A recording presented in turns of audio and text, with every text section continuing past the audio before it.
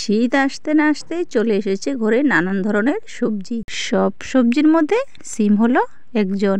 তো সিম কারা কারা পছন্দ করেন অবশ্যই একটা কমেন্ট করে জানাবেন। আমি আজকে আপনাদেরকে সিমটা রান্না করে দেখাবো খুবই সহজভাবে। প্রথমে সিমগুলোকে ভালো করে কেটে ধুয়ে নিয়ে এসেছি।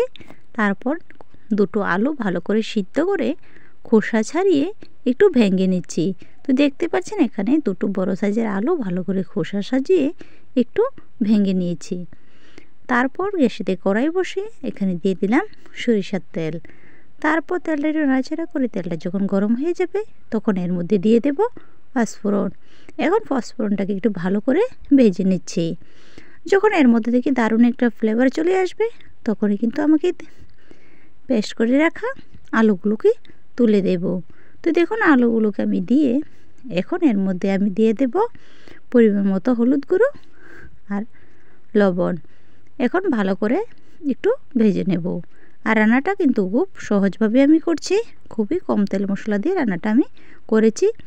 যে কেউ খুব বানিয়ে নিতে পারেন, খেতেও কিন্তু দুর্দান্ত লাগে। দেখুন বন্ধুরা আলুগুলো কিন্তু হালকাভাবে একটু ভেজে নিয়েছি। এই অবস্থাতে কিন্তু আমাকে কেটে রাখা সিমগুলোকে দিয়ে দিতে হবে। তো দেখুন আমি দিয়ে দিলাম। এখন ভালো করে আলুর সাথে মিশিয়ে নিচ্ছি।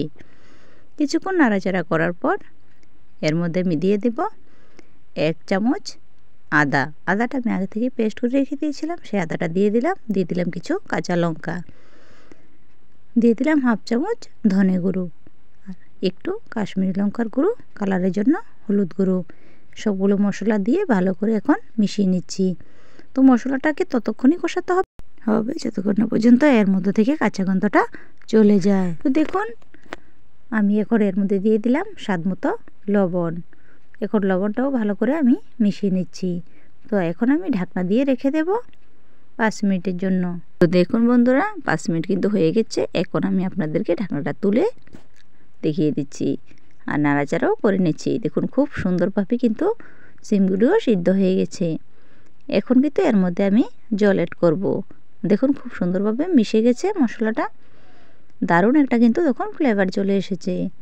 এখন এর মধ্যে আমি পরিমাণ মতো জল অ্যাড করে দিচ্ছি।